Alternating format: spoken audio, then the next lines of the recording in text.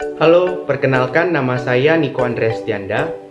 Saya bersama dengan rekan-rekan saya adalah mahasiswa Universitas Riau, Fakultas Teknik, Program Studi Teknologi Pulp dan Kertas, akan memberikan edukasi melalui video ini.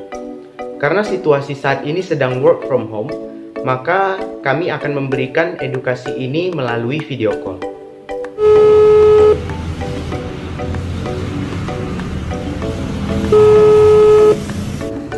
Halo, perkenalkan nama saya Stefania. Jadi pada kesempatan kali ini kami akan menjelaskan mengenai pembuatan kertas dari pohon hingga menjadi kertas yang siap digunakan. Halo, perkenalkan nama saya Falta Gustina. Saya yakin teman-teman semua di sini pasti sudah tidak asing lagi dengan kertas, bukan? Tapi pada kesempatan kali ini kami akan memberikan pengetahuan baru bagi teman-teman semua tentang proses pembuatan kertas. Halo, perkenalkan nama saya Meriska. Nah, walaupun pandemi masih melanda, kami akan tetap mencoba memberikan edukasi kepada teman-teman semua melalui video kali ini.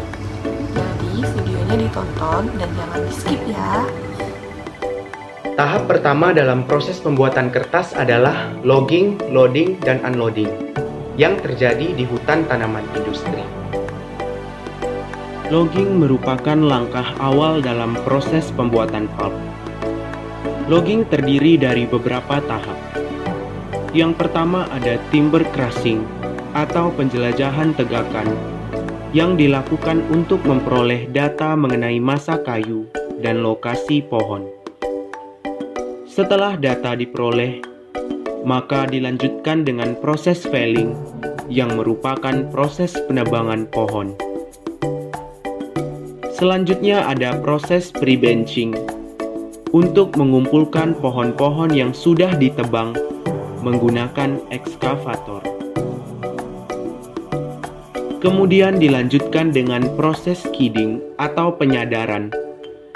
Dilakukan untuk menarik kayu yang sudah dikumpulkan menuju suatu tempat tertentu. Lalu dilakukan pemotongan pada kayu atau cross-cutting untuk menyesuaikan panjang kayu yang akan dimuat ke atas truk. Setelah itu, kayu ditumpuk di daerah yang berdekatan dengan jalan angkut. Proses ini dinamakan dengan stacking. Setelah kayu ditumpuk, maka saatnya kayu akan diangkut menuju pabrik menggunakan truk. Sesampainya di pabrik, kayu akan diturunkan di bagian woodyard dan dibawa ke wood storage atau tempat penyimpanan kayu. Tahap selanjutnya adalah wood handling yang terjadi di woodyard. Kayu-kayu hasil hutan tanaman industri dibawa dan dikumpulkan di woodyard untuk menjalani serangkaian proses berikutnya. Pada tahap wood handling ini terbagi menjadi beberapa tahap. Yang pertama adalah wood storage yang merupakan tempat penyimpanan kayu di udara terbuka. Dari wood storage, gelondongan kayu akan dikirim ke suatu dek untuk memotong gelondongan kayu yang panjangnya lebih dari 3 meter. Selanjutnya, gelondongan kayu akan disuplai ke debarking drum dengan menggunakan efek conveyor. Debarking merupakan proses pemisahan kayu dengan menggunakan alat yang bernama debarker. Kulit kayu harus dipisahkan karena banyak mengkonsumsi bahan kimia pemasak. Kulit kayu yang telah dipisahkan dibawa menuju bark storage untuk disimpan dan dijadikan bahan bakar untuk power boiler. Setelah kulit kayu dikupas, maka selanjutnya kayu akan diubah menjadi wood chip atau serpihan kayu dengan menggunakan alat penyerpih yang disebut chipper. Setelah itu chip disimpan pada chip storage. Chips yang telah ready tersebut kemudian disaring pada tahap chip screening untuk memperbaiki kualitas chip dan menyeragamkan ukurannya. Kemudian chips dibawa menuju digester untuk proses pemasakan. Nah, setelah melalui tahapan wood handling dan kayu telah diubah menjadi bentuk chips, maka sekarang mari kita lihat proses fiberline. Cooking merupakan proses utama sekaligus menjadi yang paling penting dalam pembuatan pulp.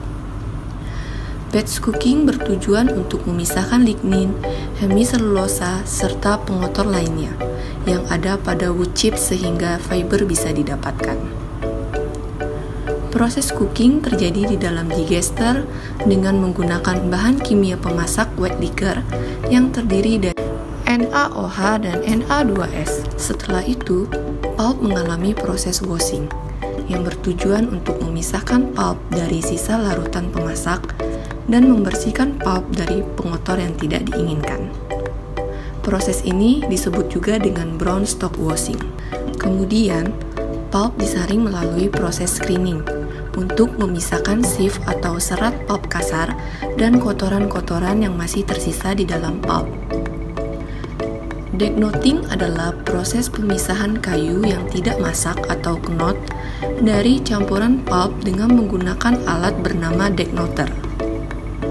Selanjutnya adalah oksigen delignifikasi yang bertujuan untuk menghilangkan kadar lignin yang masih terdapat pada pulp dengan menggunakan oksigen dan NaOH untuk melarutkannya. Kemudian dilanjutkan dengan proses bleaching, yaitu untuk memutihkan dan mencerahkan pulp menggunakan bahan kimia pemutih seperti klorin dioksida, ozon, hidrogen peroksida, dan lain sebagainya.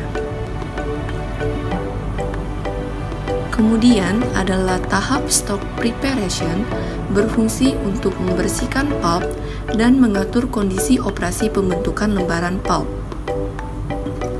Selanjutnya adalah wet end yang terdiri dari forming section dan press section yang berfungsi untuk membentuk lembaran pulp dan menghilangkan air dengan cara gravitasi dan pengepresan sebelum masuk pada tahap dryer.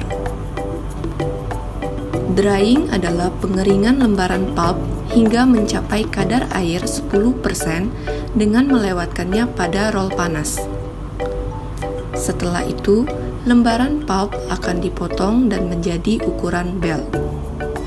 Kemudian akan dibentuk, dibungkus, dan diikat dalam bentuk bell pulp. Pulp yang telah ready tersebut siap diproses untuk menjadi kertas.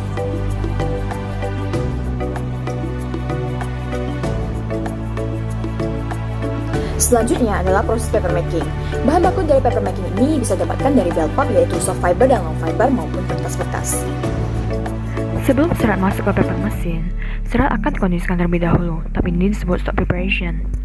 Pulp dalam bentuk bell dikirim ke repaper untuk diuraikan menjadi single fiber dan kemudian dibersihkan. Lalu serat dikirim ke refiner untuk digiling agar memperkuat ikatan antar serat. Bahan adiktif tambahkan pada pulp dan kemudian dimasukkan ke headbox. Dalam headbox, pulp akan disebarkan dan diratakan secara homogen. Tahap selanjutnya adalah formation yang merupakan tahap pembentukan lembaran kertas, di mana stok dari headbox akan disebarkan ke wire sehingga lembaran kertas merata dan terjadi proses drainase atau penghilangan kadar air. Kemudian dilanjutkan dengan precision, di mana lembaran kertas akan dilewatkan pada dua roll yang berputar dan saling menekan sehingga dapat mengurangi kandungan air dalam lembaran kertas. Lalu lembaran kertas dilewatkan pada roll yang panas atau yang biasa kita sebut dengan tahap drying agar kandungan air dalam lembaran kertas hanya tersisa di bawah 10% saja. Lalu lembaran kertas akan dilapisi dengan filler atau karbonat dan masuk ke tahap after dryer untuk dikeringkan. Lembaran kertas kemudian dilewatkan pada coloring machine untuk menghasilkan lembaran kertas dengan kelicinan dan ketebalan yang sesuai dengan standar. Lalu lembaran kertas akan digulung hingga menjadi gulungan raksasa atau jumbo roll. Selanjutnya, jumbo roll ini akan dicek kualitasnya dan dapat langsung dipasarkan atau dapat juga diolah menjadi gulungan kertas yang lebih kecil atau tahap rewinder. Gulungan kertas akan dipotong dan di-convert menjadi berbagai ukuran sesuai dengan jenis kertas yang diinginkan serta dilakukan pengemasan untuk didistribusikan ke customer. Dari penjelasan video tersebut, dapat disimpulkan bahwa proses pembuatan kertas sangatlah panjang dan terbagi menjadi beberapa tahapan. Mulai dari proses logging, loading, dan unloading yang terjadi di hutan tanaman industri, proses wood handling yang terjadi di woodyard, proses fiber line yang terjadi di pabrik untuk menghasilkan pulp, hingga akhirnya proses pembuatan kertas atau paper making. Dan juga jumlah kayu yang digunakan untuk menghasilkan kertas terbilang cukup banyak, sedangkan populasi pohon di Indonesia semakin berkurang. Perlu kalian ketahui, untuk menghasilkan satu rim kertas, dibutuhkan kira-kira 1 ton kayu. Dan untuk menghasilkan 3 lembar kertas, dibutuhkan air 1 liter. Untuk 3 lembar kertas saja, airnya sudah 1 liter. Coba kita bayangkan, berapa air yang dibutuhkan untuk memproduksi 1 rem kertas.